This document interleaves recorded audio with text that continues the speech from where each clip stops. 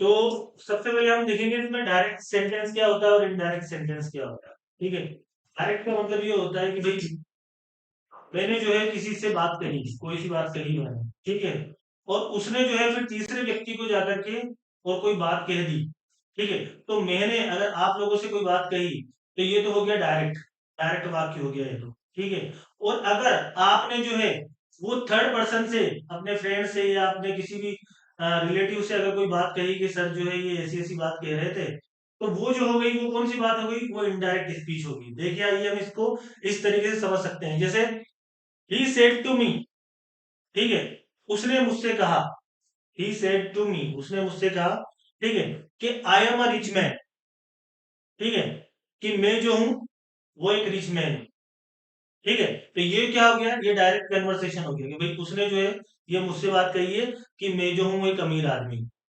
ठीक है, अब मैं जो हूं, अगर आपको ये बात बताना चाहूं कि भाई आपने पूछा कि सर वो आपसे क्या कह रहा था, ठीक है ना, उसने तो मुझसे ये कह दिया कि मैं जो हूँ एक अमीर आदमी हूँ। ठीक है, तो ये तो हो गया डायरेक्ट में।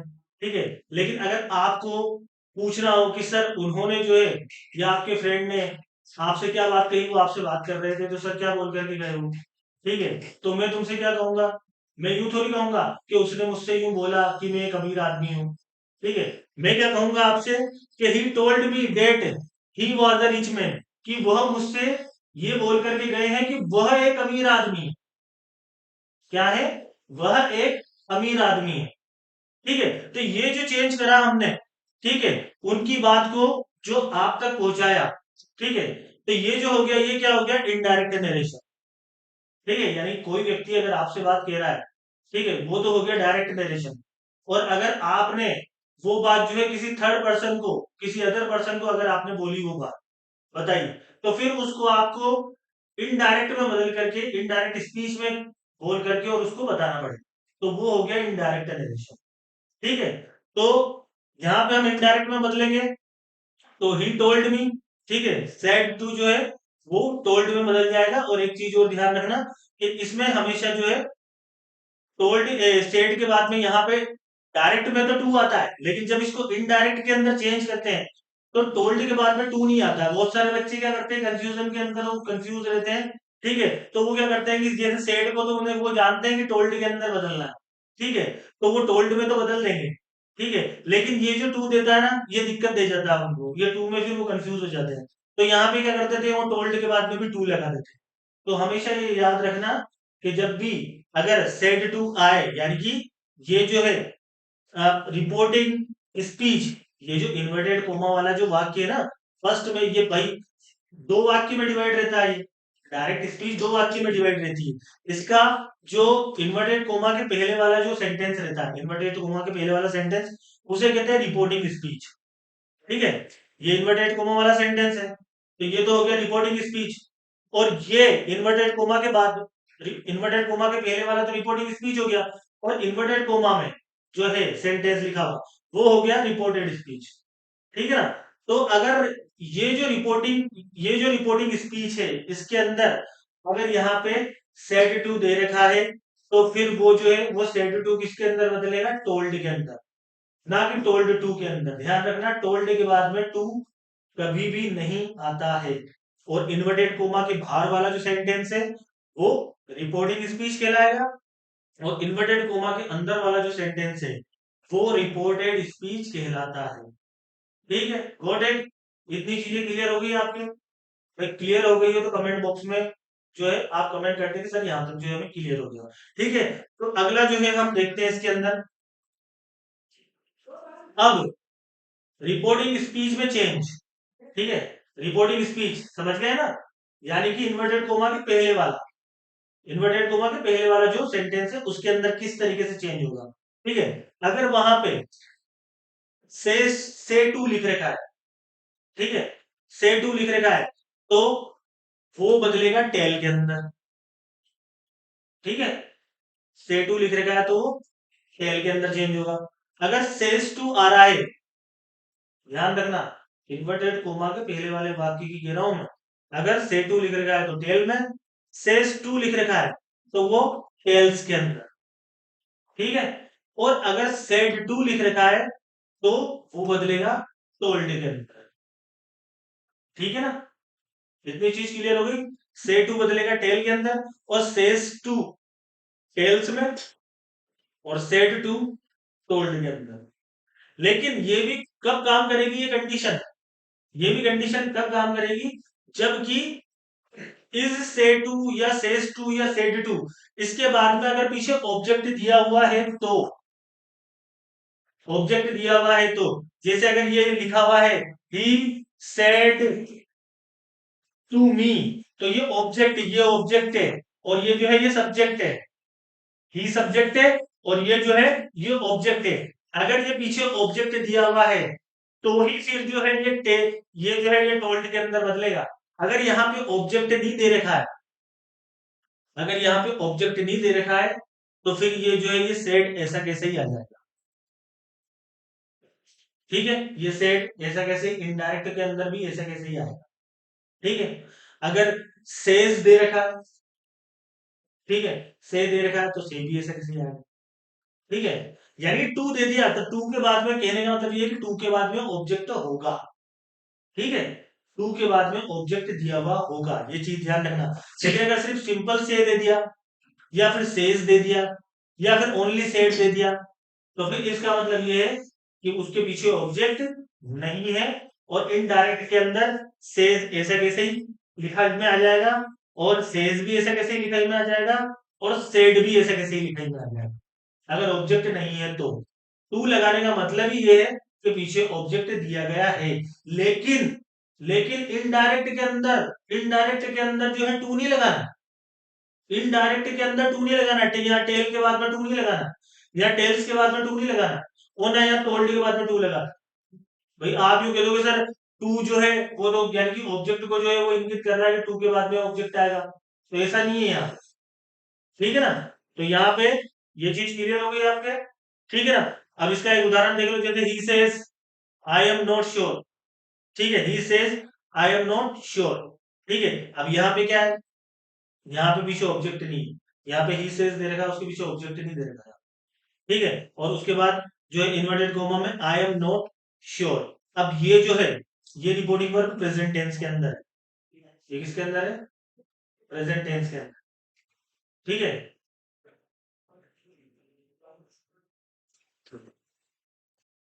हम्म, तो he says I am not sure, तो ही सेज जो है वो ऐसे कैसे ही रहेगा यहाँ पे।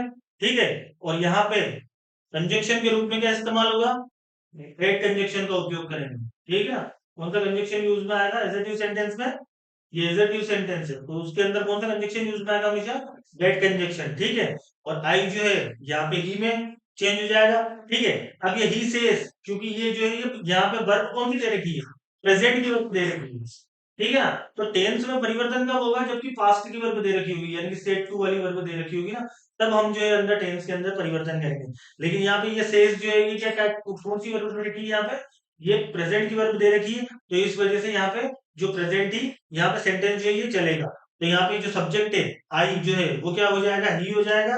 ठीक है, अभी आपको इसको चेंज करना बताया जाएगा, चेंज ऑफ प्रोनाउन वाला जो पार्ट आएगा उसके अंदर। ठीक है, और ही के साथ में जैसे यहाँ पे आई के साथ में एम लगा था, तो जैसे ही के साथ में यहाँ पे इज लग जाएगा। ठीक है, और नॉट श्योर जो है इस कैसे यहाँ पे आ जाएगा। ठीक है, यहाँ तक क्लियर होगी आपके सामने बात। ठीक है, अब हम अगला टॉपिक जो है उसको क्लियर कर लेते हैं, चेंज ऑफ प्रोनाउन। ठीक है, कि भाई प्रोनाउन का चेंज जो है वो किस प्रकार से करें। ठीक है, तो इसके लिए जो रूल फर्स्ट है, ठीक है, इसको अच्छी तरीके से ध्यान रख लेना आप, कि अगर रिपोर्टेड स्पीच में, रिपोर्टेड स्पीच मतलब कि इन्वर्टेड कोमा वाला हिस्सा, ठीक है, इन्वर्टेड कोमा वाला पार्ट, उसके अंदर अगर फर्स्ट पर्सन, अब फर्स्ट पर्सन कौन सा होता है, आई और वी। ठीक है, आई और वी जो है इसको फर्स्ट पर्सन कहते हैं। आई और वी यानी फर्स्ट पर्सन के अगर प्रोनाउन आता है, ठीक है, तो रिपोर्टिंग स्पीच, रिपोर्टिंग स्पीच मतलब इन्वर्टेड कोमा के पहले वाला पार्ट, ठीक है ना, उसका जो सब्जेक्ट है उसके पर्सन के अनुसार जो है चेंज होगा। ठीक है, आगे बात समझ में, यानी कि कहने का मतलब ये है कि अगर रिपोर्टेड स्पीच, ये रिपोर्टेड स्पीच, ये जैसे ये रिपोर्टेड स्पीच है, ठीक है, इसको इन्वर्टेड कोमा में लिख रखा तो ये रिपोर्टेड स्पीच है। ठीक है, अगर इसके अंदर फर्स्ट पर्सन आता है, तो देखो यहाँ पे फर्स्ट पर्सन आ गया, जैसे सेंटेंस लिखा है मैंने, she said I am writing a letter, I am writing a letter. तो यहाँ पे जो है ये रिपोर्टिंग, ये रिपोर्टेड स्पीच जो है, इसमें जो है ये सब्जेक्ट कौन सा दे रखा है, फर्स्ट पर्सन के अंदर दे रखा है। ठीक है, यहाँ फर्स्ट पर्सन आ रहा है। ठीक है, अब इस फर्स्ट पर्सन को किसके अनुसार चेंज करेंगे, इस फर्स्ट पर्सन को चेंज करेंगे हम, ये जो रिपोर्टिंग स्पीच है, इन्वर्टेड कोमा के पहले वाला पार्ट, ये जो रिपोर्टिंग स्पीच है इसके सब्जेक्ट के अनुसार, ये सब्जेक्ट, सब्जेक्ट कौन सा, शी सेड, ये शी, ये शी सब्जेक्ट है। ठीक है, तो कहने का मतलब ये है कि रिपोर्टेड स्पीच में अगर फर्स्ट पर्सन आता है तो वो रिपोर्टिंग स्पीच, यानी कि इन्वर्टेड कोमा के पहले वाला जो वाक्य है, ठीक है, उसका जो सब्जेक्ट होगा, ठीक है ना, उसका जो सब्जेक्ट होगा उसके अनुसार जो है वो चेंज होगा। जैसे यहाँ पर देखा शी सेड, अब इसको अपन जो है इनडायरेक्ट नरेशन में बदलते हैं, तो अब जैसे शी सेड, शी सेड के बाद में कुछ भी नहीं लिख रखा, ऑब्जेक्ट नहीं दे रखा है, तो शी सेड जो है ये ऐसे कैसे ही आ गया। ठीक है, उसके बाद में यहाँ पे कंजक्शन जो है डेट आ गया। ठीक है, अब ये आई जो है ये फर्स्ट पर्सन था। ठीक है, इसको किसके अनुसार चेंज करा, इस सब्जेक्ट के अनुसार, रिपोर्टिंग स्पीच के सब्जेक्ट के अनुसार। तो यहाँ पे आई जो है वो किसके अंदर बदल गया, शी के अंदर। तो यहाँ पे आई की जगह हम क्या लिखेंगे, शी, क्या लिखेंगे यहाँ पे, शी। ठीक है, क्योंकि ये जो है, ठीक है, ये जो है कौन सा, ये रिपोर्टिंग स्पीच में पास्ट वाली वर्ब आ चुकी है, तो अब जो है इसके अंदर का टेंस जो है वो बदलेगा। यहाँ पे पहले जो अपन ने देखा था वहां पे प्रेजेंट वाली वर्ब थी तो उसका टेंस नहीं बदला था। ठीक है, लेकिन यहाँ पे पास्ट वाली वर्ब है। ठीक है, रिपोर्टिंग स्पीच के अंदर पास्ट वाली वर्ब दे रखी है, तो अब इसका टेंस जो है वो चेंज होगा। ठीक है, तो अब इसका टेंस, ये रिपोर्टेड स्पीच जो है कौन सा टेंस के अंदर है, I am writing a letter, I am writing a letter, मतलब प्रेजेंट कौन सा है, कंटिन्यूअस। तो प्रेजेंट कंटिन्यूअस किसके अंदर चेंज होगा, ये पास्ट कंटिन्यूअस के अंदर। ठीक है ना, तो आई जो है वो शी में बदल गया। अब पास्ट कंटिन्यूअस के अंदर शी के साथ में हेल्पिंग वर्ब कौन सी आती है, वॉज या वर आती है। तो शी जो है वो क्या है, वो सिंगुलर है, तो इसके साथ में शी के साथ में क्या लगेगा, वॉज लगेगा। ठीक है, राइटिंग जो है वो ऐसे कैसे ही आ जाएगा, और लेटर ऐसे कैसे ही आ जाएगा। ये हो गया आपका सेंटेंस जो है कंप्लीट। आ गई आपके पास समझ में। ठीक है, अब अगली चीज जो है अपन देख लेते हैं इसके अंदर, दूसरा नियम देख लेते हैं। ये तो हो गया पहला नियम, अब दूसरा सेकंड नियम। सेकंड नियम ये है कि अगर रिपोर्टेड स्पीच में सेकंड पर्सन आए, वही इन्वर्टेड कोमा वाला जो पार्ट है, रिपोर्टेड स्पीच जब भी मैं बोल रहा हूँ मतलब इन्वर्टेड कोमा के अंदर वाले पार्ट की बात कर रहा हूँ।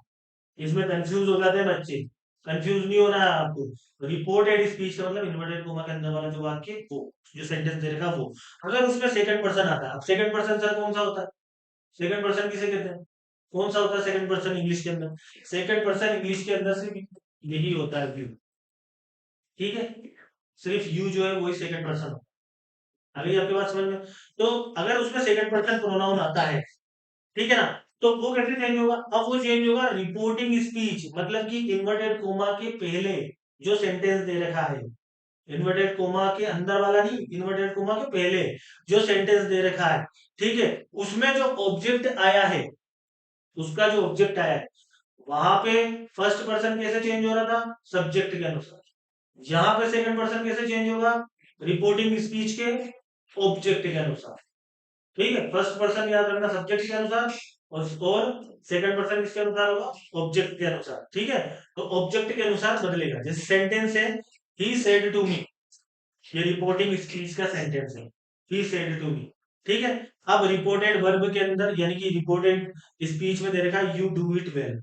ठीक, अब यहाँ पे यू डू इट वेल, मतलब ये यू जो है ये रिपोर्टेड स्पीच में आ गया, सेकंड पर्सन आ गया। ठीक है, अब ये सेकंड पर्सन को किसके अनुसार चेंज करेंगे अपन, ये रिपोर्टिंग स्पीच के ऑब्जेक्ट के अनुसार। ऑब्जेक्ट क्या है, ये मी, तो इसके अनुसार बदलेगा।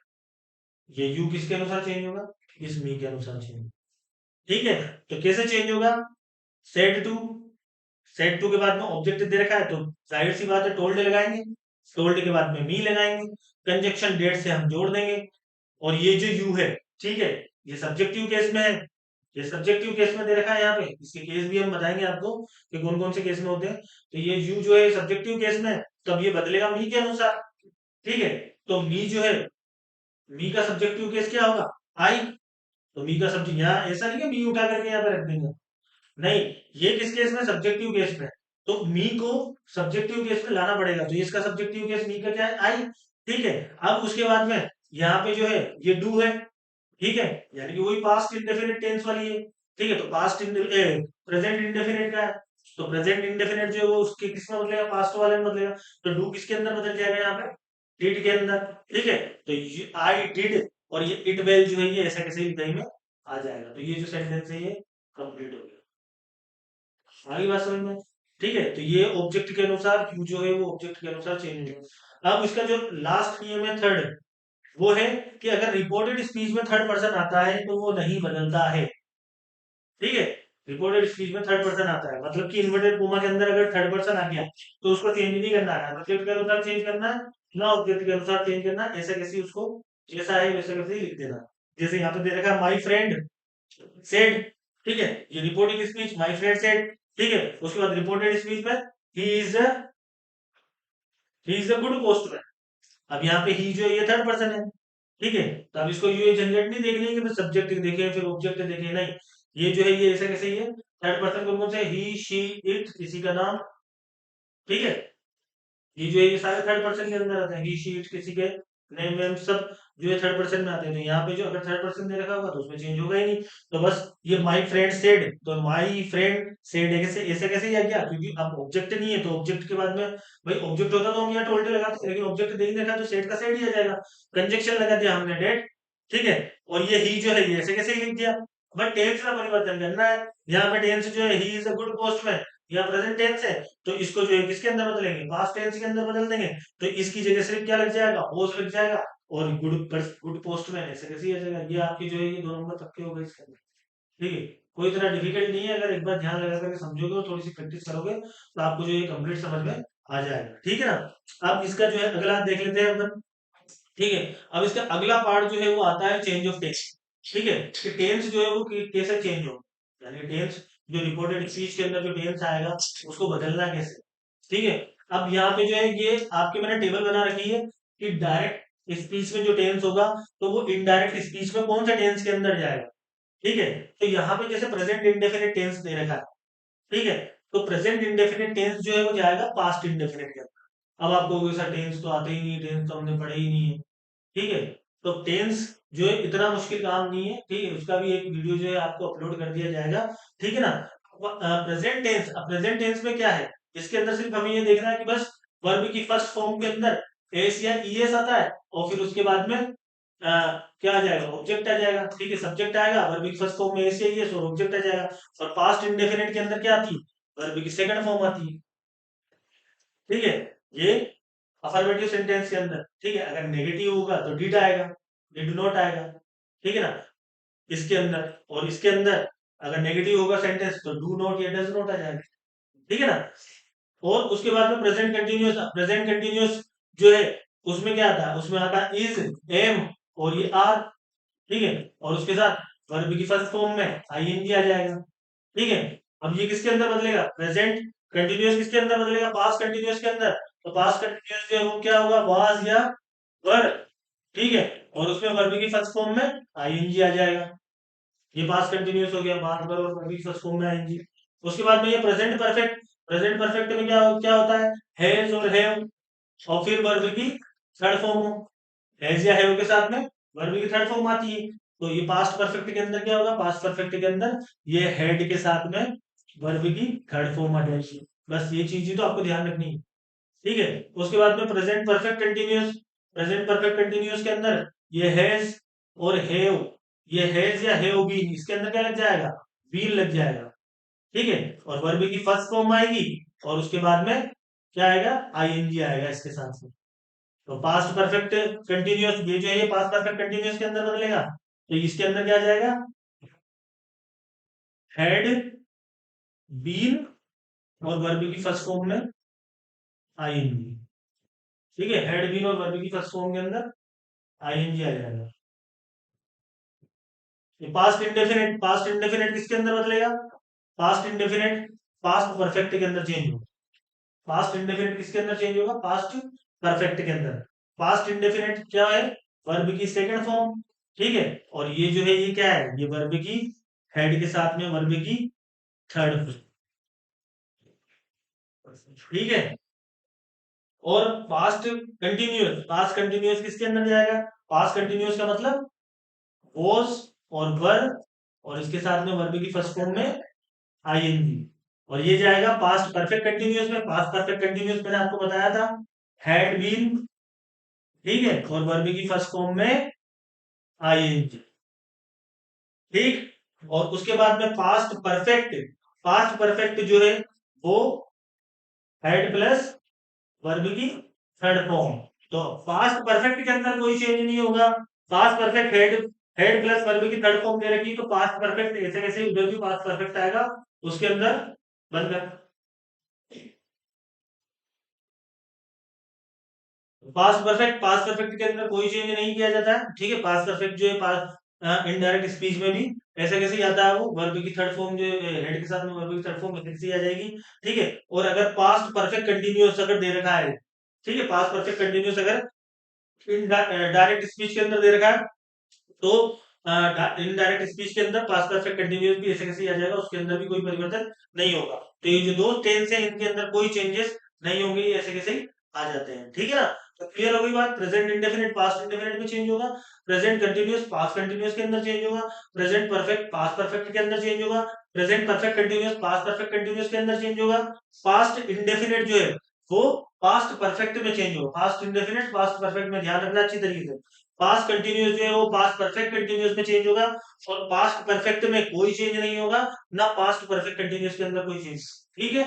ये चीज आपको ध्यान में रखनी है, ठीक है। उसके बाद जो हमारी अगली जो स्टेप आती है वो आती है रूल 4, कि अगर रिपोर्टिंग स्पीच पास्ट टेंस में हो, यानी कि रिपोर्टिंग स्पीच का मतलब यानी कि इन्वर्टेड कोमा के पहले वाला जो पार्ट है, अगर वो तो पास्ट में दे रखा है, यानी कि वो तो उसमें तो सेड या सेड टू आ रहा है, ठीक है ना, उसमें तो सेड या सेड टू आ रहा है, ठीक है। लेकिन जो रिपोर्टेड स्पीच है यानी कि इन्वर्टेड कोमा के अंदर वाला जो हिस्सा है, ठीक है, उसमें फ्यूचर टेंस अगर दे रखा, ठीक है, उसमें अगर फ्यूचर टेंस दे रखा, तो फिर वो किस हिसाब से चेंज हो, ठीक है। तो अगर उसके अंदर फ्यूचर टेंस दे रखा है और वहां पे दे रखा है शेल दे रखा है, तो उस शेल को किसके अंदर बदलेंगे हम? इनडायरेक्ट स्पीच बनाते समय शुड के अंदर, ठीक है।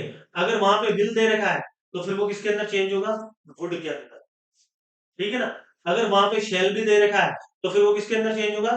शुड बी के अंदर, ठीक है। और अगर वहां पे विल भी दे रखा है तो फिर वो किसके अंदर चेंज होगा? वुड बी के अंदर, ठीक है।